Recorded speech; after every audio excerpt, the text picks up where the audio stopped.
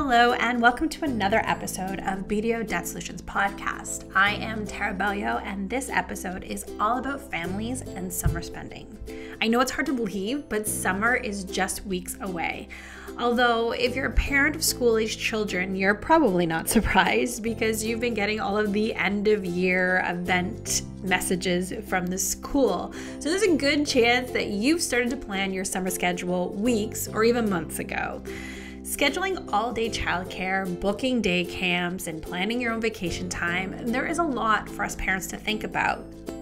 As we've talked about before, we know that there is a generation of parents out there that are already juggling multiple financial responsibilities. So when the family budget is tight, summer expenses can be challenging to say the least. But it is possible to have a great family summer without adding to your debt. And our LITs have some common sense tips and spending strategies to help parents plan their summer without diving into debt. In this episode, we have Craig Friczek from our Calgary office, Jennifer McCracken from our Vancouver office, and Jason Stopel from our Thunder Bay office. So Craig, before we get into our summer tips for families, would you give us an idea of the bigger picture? Like, what are a few of the financial hurdles that Canadian parents may encounter this summer? The big picture is that families with children carry half of all of the household debt in Canada, and that summer is more expensive. In a Bank of Montreal survey from a few years back, Canadian families admitted that their spending more than doubles during the summer. They spend this on social outings, entertaining, groceries, and gas. Half of Canadian families say they spend the most during the summer months. Then there's the cost of childcare, already a burden for so many Canadian families. For parents with school-age kids, summer can mean paying for all-day childcare or day camps. This year, in particular, with rising interest rates and high household debt, Canadian families should be aware of where their money is going this summer and try to avoid adding to their debt. Now, one more quick thing before I hand the mic over to Jennifer, one of our licensed insolvency trustees in British Columbia. I'd like to offer one piece of advice, sort of a gentle reminder for parents who have tight budgets or are struggling financially. As parents, we all know that time can fly by more quickly than we'd like. Labor Day will be here before you know it, and with that, the start of another long list of family expenses, back to school, and then Halloween, and then birthday parties and family gatherings, and then again, it's the holiday season. So just try to remember that if you blow your budget this summer, it's just going to be tougher for those upcoming expenses. Now let's get into a few of our summer spending tips. Jennifer, what's your advice for families who want or need to avoid additional debt during the summer months? I would advise parents to review last year's summer spending. Take a closer look at how much you spent and what you enjoyed doing as a family. You can ask yourself a few important questions. Did you start off summer with a spending budget? Did you overspend or did you stick to that budget? And if you overspent, why? How much did you overspend and what was the trouble spot for you? If you find that you end up with debt come September because of this spending, you're going to want to plan for how you're going to pay that debt off and also account for the fact that there'll be potentially some interest charges associated with that debt. The other thing I advise is to make note of any financial or personal changes in the family for the past year. So last year's budget is useful, but you do want to factor in changes. So if there's been a new mortgage, any additional debt, if there's been a change in income or parental or maternity leave, those are obviously going to impact your spending this year. Once you understand the state of your finances and what your family's needs are, you can plan for your everyday expenses and then work in the summer costs and talk as a family as to how you want to plan for the summer expenses and what you'll do. Once families have taken a more in-depth look at how they handled their summer finances last year, what's next, Craig? Looking forward to this year, we need to plan our summer spending ahead of time and commit to a budget.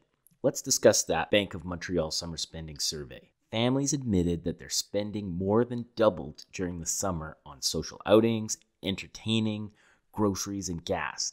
The average family spent about $2,735 a month during the summer on these expenses. The average family spends 75% more on groceries in the summertime. If you think about it, all of these expenses are pretty much discretionary, and they'll end up costing families much more if they end up paying with credit cards or on lines of credit, especially if they're paying off that debt over an extended time period. It is never too late to create a summer budget. Practice mindful or conscious spending and avoid that emotional or impulse purchase, especially if it results in debt. I really suggest involving the kids in making plans if they're a little bit older. It's a great money lesson for them. Talk about wants versus needs and teach them a little bit about budgeting and tracking spending.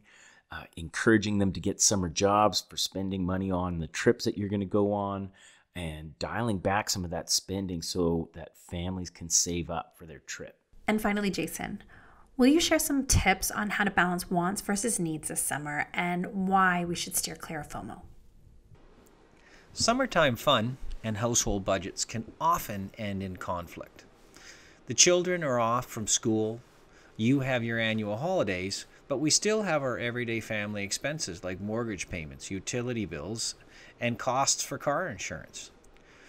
When we're focusing on the summer budget, we want to make sure that we're planning ahead of time so that we squeeze into those 8 or 10 or maybe even 12 weeks, depending on where you live in this country, of summer fun, but still don't blow the budget so that when fall comes and we're back to school or we're back to a more structured lifestyle, we're still within our budget and we still have our financial goals in place.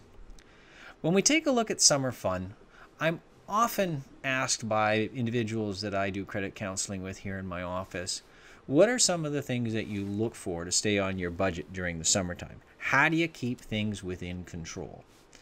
The first thing that I point to is to make sure that you're taking advantage of all of the free activities that are out there in your community. Summertime is an opportunity for people within the community to get together at festivals, fairs, street shows, street fairs, free concerts in the park, free swimming or free splash parks that have children activities attached to them. Those are all opportunities to put summer fun into your household without breaking the summer budget.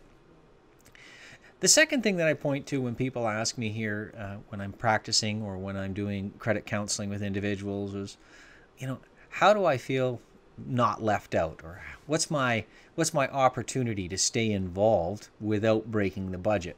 And the one thing I do like to tell people is try to use Facebook for invites and to arrange your calendar. We shouldn't be using the internet. We shouldn't be using the activities of other individuals to guide our path and our budget. You don't know what your friends and family have gone throughout the course of the year to save for their summer extravaganza. You certainly don't have detailed knowledge of everybody's finances when they buy that convertible and they go flying down the highway. You've got to focus on your own saving and your own spending. You've got to focus on your own goals, and you've got to set your own summer fun schedule that fits your family and your family alone. As always, I'd like to thank our LITs, Craig, Jennifer, and Jason, for these great tips and strategies, and thank you for taking a few moments to listen to this episode of our BDO Debt Solutions podcast. If you have a friend or family member with children, we encourage you to share this podcast with them. And for more podcasts and videos, check out our YouTube channel, BDO Debt Solutions Canada. Until next time, I'm Tara Bellio, reminding you that it is possible to leave debt behind.